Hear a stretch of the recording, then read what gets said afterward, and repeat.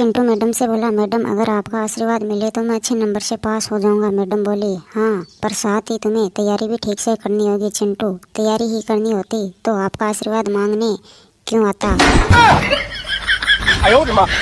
मेहमान ने कल्लू से पूछा, और बताओ कल्लू बेटा आगे क्या सोचा है। कल्लू ने मेहमान से कहा, बस अंकल आपके जाते ही बिस्कुट खाऊंगा मैं। अब नमकीन तो आप ही सारी खा गए। सुनकर मेहमान के उड़े तोते।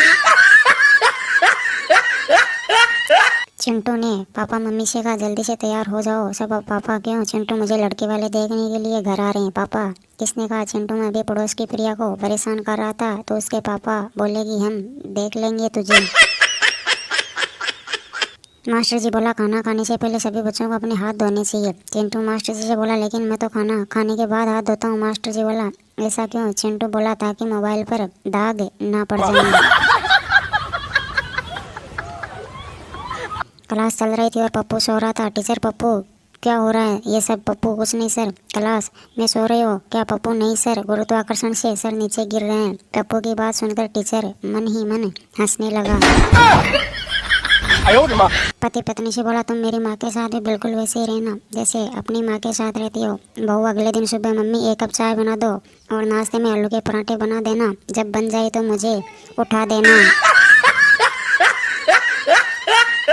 डॉक्टर ने मरीज से कहा, जब तुम तनाव में होते हो तो क्या करते हो। मरीज जी, मंदिर चला जाता हूँ। डॉक्टर, बहुत बढ़िया, ध्यान व्यान लगाते हो वहाँ। मरीज जी, नहीं, लोगों के जूते चप्पल मिक्स कर देता हूँ, फिर उन लोगों को देखता रहता हूँ। पति ने अपनी पत्नी से पूछा, अगर तुम्हें मेरे अफेयर का पता चले तो। पत्नी, हाँ हाँ हाँ। पति पत्नी से बोला, हंसी क्यों। पत्नी ने पति से कहा, क्योंकि जिसको मक्खी तक भाव नहीं देती उसको कोई लड़की क्या भाव देगी। रमेश बोला, इस दुनिया का सबसे बेवकूफ़ व्यक्ति कौन है। सुरेश ने कहा, वह पति जिसने गर्लफ्रेंड से शादी की है। रमेश बोला, क्यों। सुरेश बोला, क्योंकि उसको शादी के बाद समझ आता है कि गलती करने का मौका सिर्फ एक ही था। रमेश ने सुरेश से पूछा, यार तेरी पत्नी तेरे से इतनी खुश कैसे रह लेती है। सुरेश ने रमेश से कहा, क्योंकि वह मेरी सारी बात मान लेती है। रमेश बोला, कैसे। सुरेश बोला, प्यार से बोलता हूँ, बेबी तुम आराम करो, घर का सारा काम मैं कर लूँगा।